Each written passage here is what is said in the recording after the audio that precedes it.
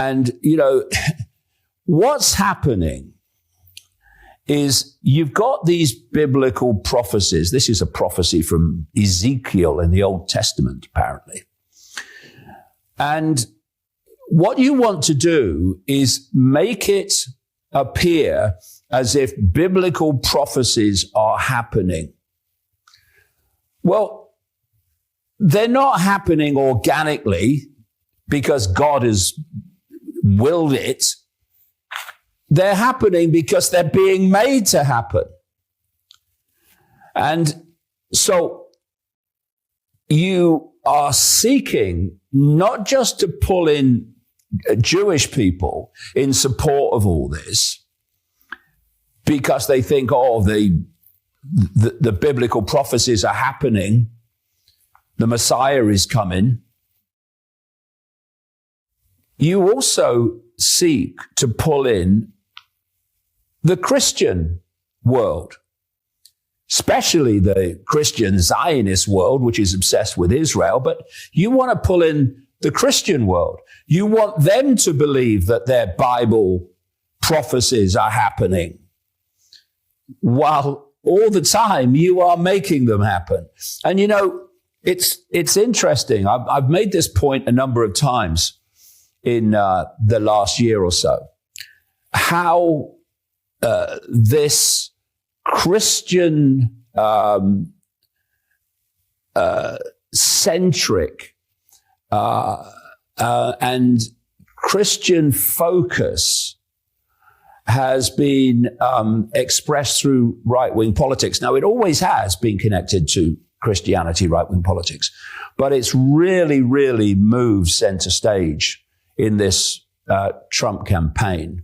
And you've seen how so much of the so-called alternative media, what I call the mainstream of it, the MAM, has also become so Christian focused. Now, all this is about building this belief that biblical prophecies are happening leading to the third temple, when actually it's all being made to happen. What's interesting is how many people that he's picked while he's talking about ending the Ukraine-Russia conflict, how many of his picks actually have a history of pushing for more arming and funding of Ukraine and, quote, punishment of Russia. And another kind of in-your-face, blatant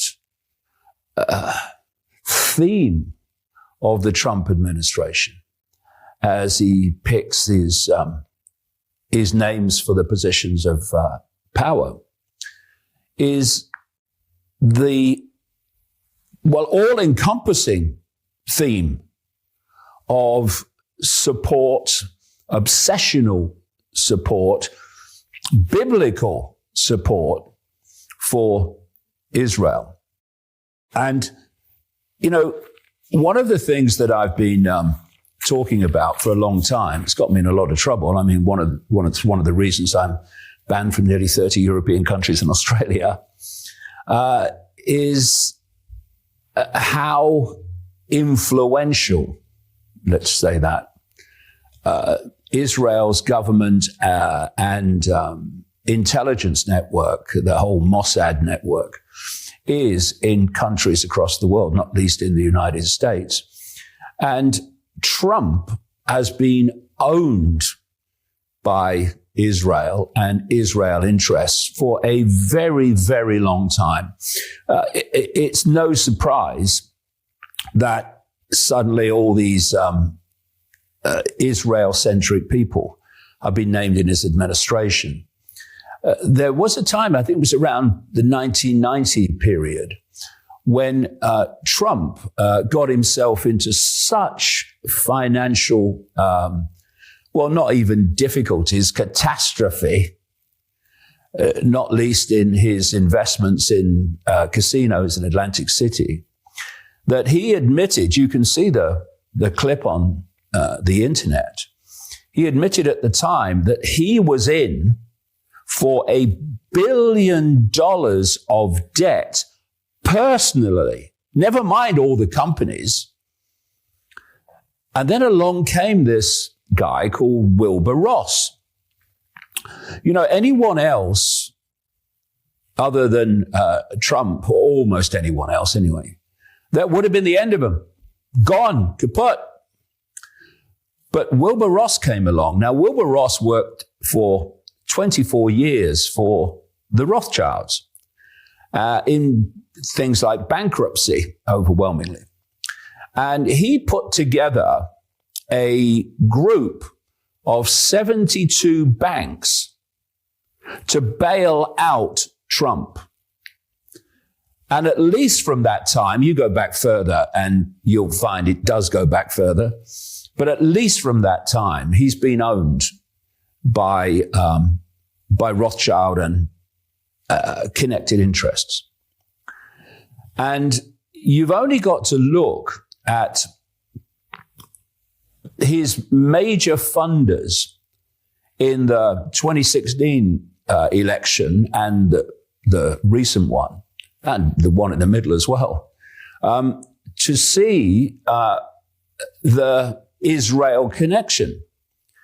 His biggest funder in the 2016 campaign was Sheldon Adelson, a casino multi-billionaire who is, he's passed now, but he was at the time absolutely an extreme supporter of everything Israel. And in this current campaign, because he's passed, like I say, his wife, Miriam Adelson, has put $100 million into Trump's campaign.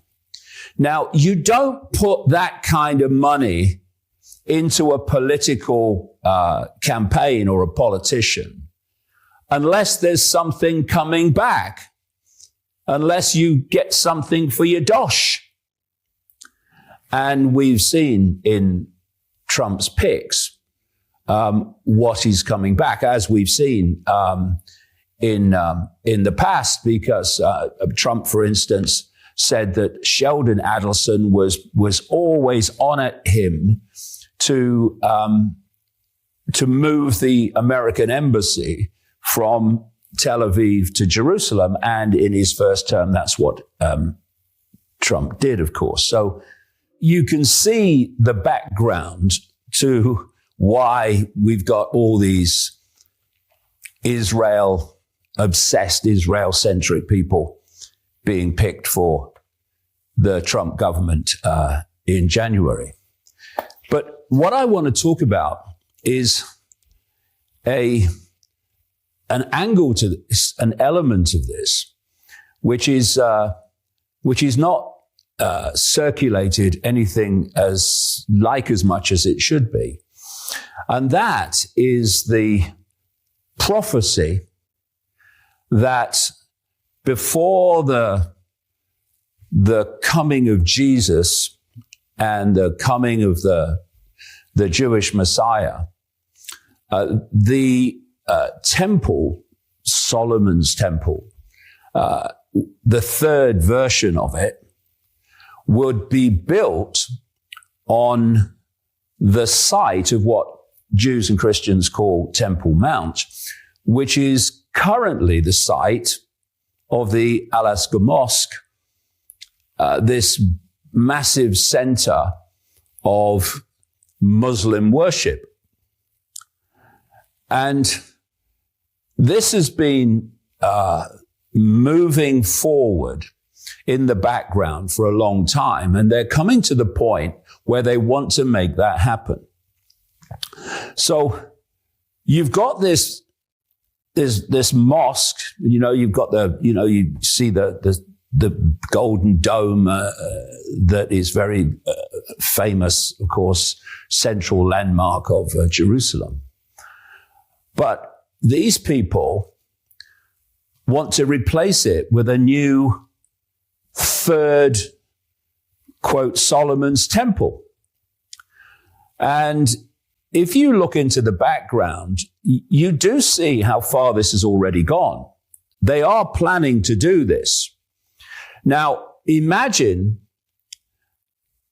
what that would be in terms of conflict, where the Israeli government comes along and says, we're putting our temple back where your mosque is.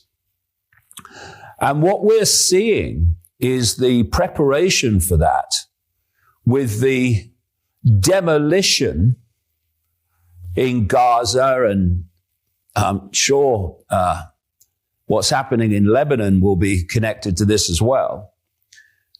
The demolition of Palestinian Muslim power and influence to the point where you so suppress them that you can go for your third temple. And, you know, what's happening is you've got these biblical prophecies. This is a prophecy from Ezekiel in the Old Testament, apparently.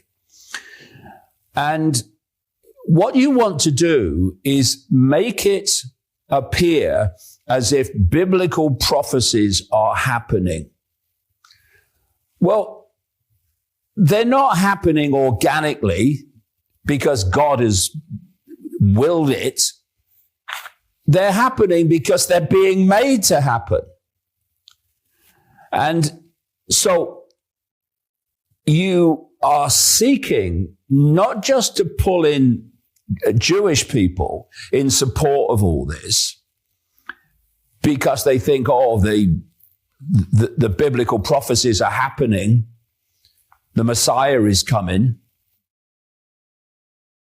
You also seek to pull in the Christian world, especially the Christian Zionist world, which is obsessed with Israel, but you want to pull in the Christian world. You want them to believe that their Bible prophecies are happening, while all the time you are making them happen.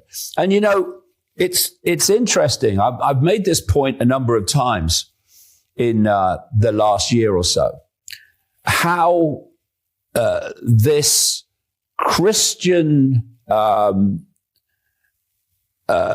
centric and Christian focus has been expressed through right-wing politics. Now, it always has been connected to Christianity, right-wing politics, but it's really, really moved center stage in this Trump campaign. And you've seen how so much of the so-called alternative media, what I call the mainstream of it, the MAM, has also become so Christian focused. Now, all this is about building this belief that biblical prophecies are happening leading to the third temple, when actually it's all being made to happen. So that's some of the background. And as I was going to say a few minutes ago, the prophecies, I mean, they're ludicrous. I mean, one of them is that in the end times, you know, before this new temple is built, then there has to be the sacrifice of a red heifer. And they've now got red heifers in to make that appear to be happening. And so you can start to see the real significance of why this Trump administration is so utterly obsessed with Israel. And so here's a list of picks that Trump has made, just some of them. First of all, he picked his running mate, his vice president, J.D. Vance, an associate of a very significant guy called Peter Thiel, an AI tech billionaire and supplier of surveillance and data processing technology to the Pentagon and the intelligence community through a company called Palantir.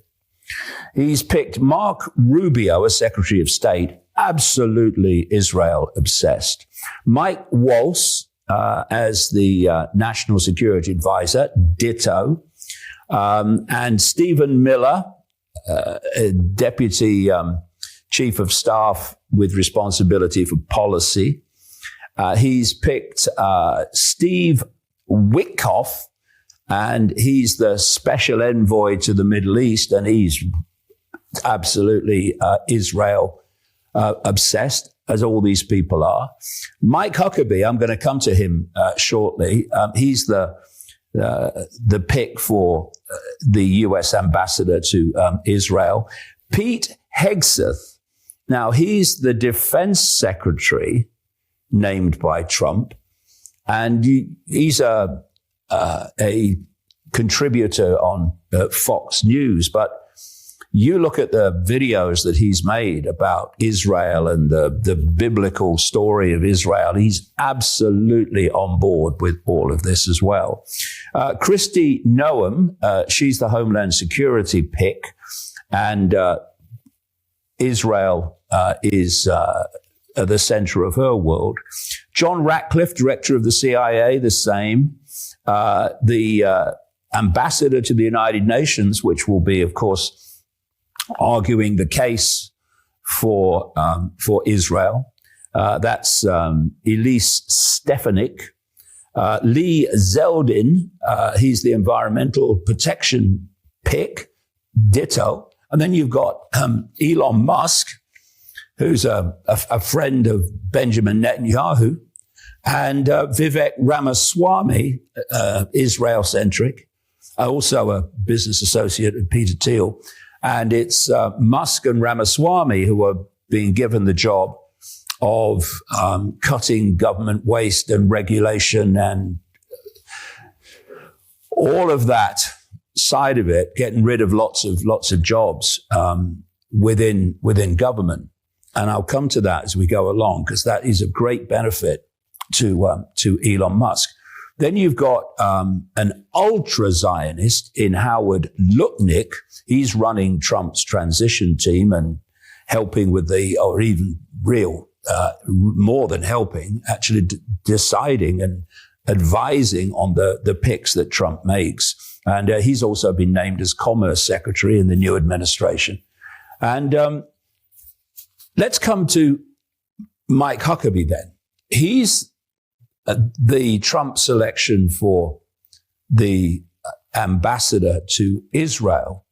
And he is a Baptist minister, apparently, and completely obsessed with the Bible and the biblical stories and the biblical prophecies, with enormous implications now that he's ambassador for the Trump administration direction. And he is so obsessed with Israel that he won't even describe the West Bank as the West Bank. He has to use Israel biblical terms for it. So this is the extreme of selection that Trump has made. This is Mike Huckabee. As you well know, I've never been willing to use the term West Bank. There is no such thing. I speak of Judea and Samaria. I tell people there is no occupation. It is a land that is occupied by the people who have had a rightful deed to the place for 3,500 years, since the time of Abraham. So a lot of the terms that maybe the media would use, or even people against Israel would use, are not terms that I employ, because I want to use terms that live from time immemorial. And those are the terms like Promised Land and Judea, Samaria. These are biblical terms. And those are important to me. And so I will continue to follow that nomenclature unless I'm instructed otherwise, but I don't think that'll happen. So when you look at that, what chance have the Palestinians got? What chance did they ever have of fairness and justice? None. So Pete Hegseth is the selection for Defense Secretary, of course, massively important in terms of what happens in Israel and the support by America for Israel. And this is his view on the biblical Israel and how that relates to today. If you open up your Bible, God granted Abraham this land. The 12 tribes of Israel established the constitutional monarchy 1000 BC. King David was their second king and established Jerusalem as the capital. Jews were fighting foreign occupiers for centuries, ultimately maintaining a presence there. But the key aspect, and right now, Palestinians, Arabs, Muslims are trying to erase the Jewish ties to Jerusalem as we speak. I've been there multiple times. They're trying to make it look like Jews were never there. The most important aspect of this is the international community granted sovereignty to the Jews, to the Jewish state after World War II, and Israel has had to fight defensive war after defensive war with every country coming to crush it ever since then just to exist. One of the people, of course, who's got a lot of coverage and attention, who's been selected to make America healthy again, is Robert Kennedy Jr. And I hope that he carries out what he says he will. I'll be amazed if anything like all of it gets achieved, but he's another one who is completely obsessed with supporting Israel at all costs, who has justified the mass slaughter that's been happening now for a year in Gaza. And I mentioned Vivek Ramaswamy. He's a guy who he ran for president initially, and then when Trump announced he was going to definitely run, Ramaswamy stepped down. And he's now, of course, a massive Trump supporter. And he's with Musk in this deregulation, save money operation, which is just a cover for what they really plan to do. And Ramaswamy is yet another Israel extremist. I mean, just listen to this. These are decisions for now is the moment for Israel to return to its founding premise. The Jewish state has an absolute right to exist. A divine gift, gifted to a divine nation, charged with a divine purpose. Israel has an absolute and unequivocal right and responsibility to defend itself to the fullest, applying the only language that its adversaries understand, the language of force. So what would David Ben-Gurion say today? He would say, don't depend on anybody else's fleeting sympathies or permission to do it. If Israel and Mossad want to pull off Munich 2.0 and take out every last leader of Hamas, wherever they may be hiding from Doha to Dresden, host a red wedding at the Four Seasons in Qatar, the next time Haniyeh and Mashal show up, they should go ahead and do it. If Israel wants to at long last abandon the myth of a two-state solution, Israel should go ahead and abandon a two-state solution. The rest of the Arab world can absorb Palestinians just as the Jews absorbed their people out of 22 countries they were kicked out of since 1948. The Islamic world cannot continue to condone the slaughtering of Jews while continuing to disown the Palestinians. That is the hard truth, that neither member of either political party is willing to speak out loud to the Arab world. I will. Everywhere you look in this Trump administration, you see Israel first, middle, and last. We've got Senator John Thune, who's now the Senate Majority Leader, who's been saying, we must support Israel, we must remove any blocks on giving them whatever they want in terms of weaponry to continue the mass slaughter. The Speaker of the House, Mike Johnson, has said something similar. And, you know, I keep hearing this stuff about freedom of speech. We must protect freedom of speech. Now, what's happening here? And unfortunately, enormous numbers of people have fallen for it. Is this Trump group has simply taken the route of maximum manipulation of their target audience through telling people what they want to hear. It's a phenomenally powerful perceptual manipulation technique. You tell them what they want to hear. You tell them what you're going to do, which is what they want you to do. And of course, then the door is swinging open and they're all for you because they want what you're saying to be true. They don't want to listen to people like me who are telling them it's not true because they don't want that to be true. They want what Trump says to be what Trump will do. So he's talking about freedom of speech. And you know, they put some blocks on censorship. Well, that's a great thing. But at the same time, he's talking about freedom of speech. He's openly saying that when he becomes president, he's going to target anyone in the universities and the colleges of America, probably much more widely than that, actually, who he calls anti-Semitic. Now, anti-Semitism, the definition of it, has got wider and wider and wider as the years have passed. So it's now criticism of Zionism, even criticism of the Israeli government. It's anything that the Israeli government doesn't want circulating is now anti-Semitic. That's how it bloody works. And I've been targeted this way since the mid-1990s. So, you know, I know how the whole thing works. If you want to smear someone, you call them an anti-Semite. But they've used it so much that it's losing its power, but not with Trump.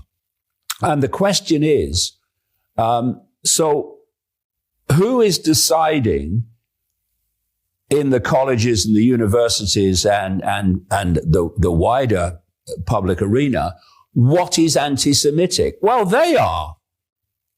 And they'll define it to fit their agenda. So here's Trump just openly saying what he's going to do. Defend our Jewish citizens in America. My first week back in the Oval Office, my administration will inform every college president that if you do not end anti-Semitic propaganda, they will lose their accreditation and federal taxpayer support.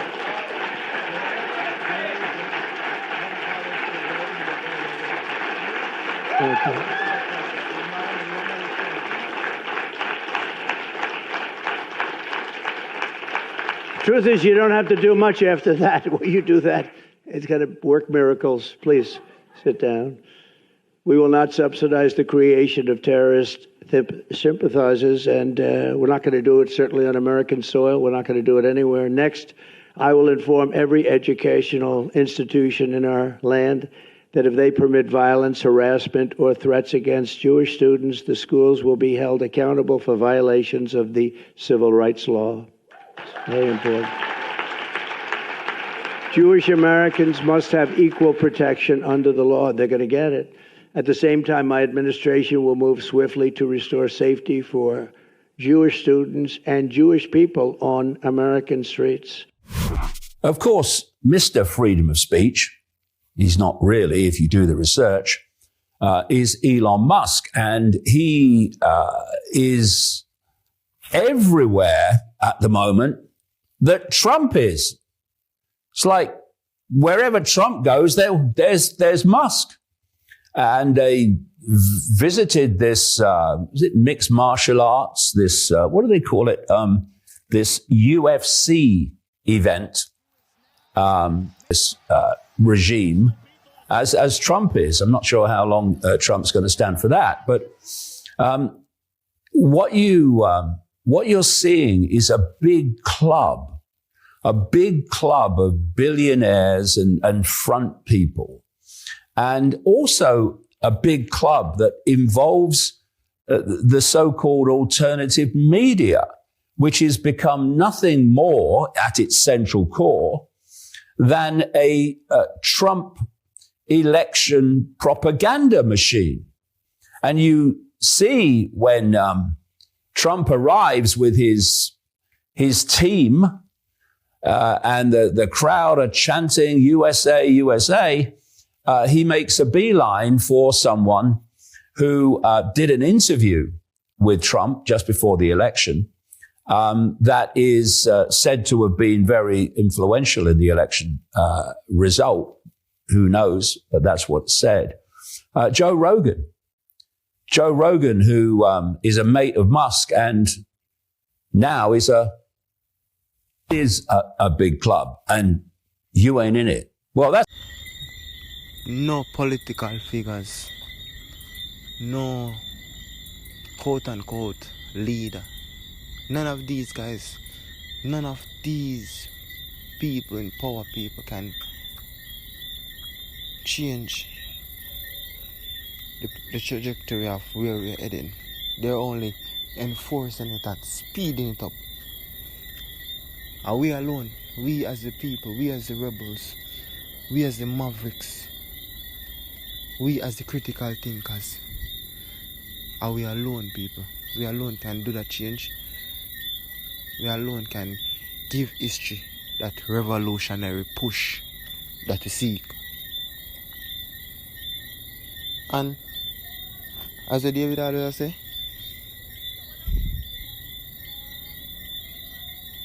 people need to realize this. The sooner people realize this, the better. The better for the whole humanity, people. Soon as people realize that we alone can do this. No leader, none of these puppets. Because we see where them involved in. See where them involved in, people. We see predatory behavior. Predatory behavior. Them involved in people. So how we have to do it? How we as youth them have to do it? We as youth them have to do this. We as youth them have to do this. So let's get it done. Let's get it started. Let's get this thing on track. So yeah, that me I look for. They're on the phone, bro. They're on the phone. So that me I pray. That me I pray right now. You see me? We have to get this thing up and running and get the thing activated. So yeah, that me I pray right now, people. That me I pray right now. You see it? So it need to make sense. It need to make sense. We even think like nobody else can make this happen, and we have to make this happen. We as the powerful ones, we as the deep thinkers. Yeah. So bless up David, pick up David all the time, people. Powerful individual, powerful force, a voice that's needed right now. And so glad, people. I'm so glad say I get to know David ICKE. So happy, people. I'm so happy that I get to know this guy. This man, I bust up mental codes, people.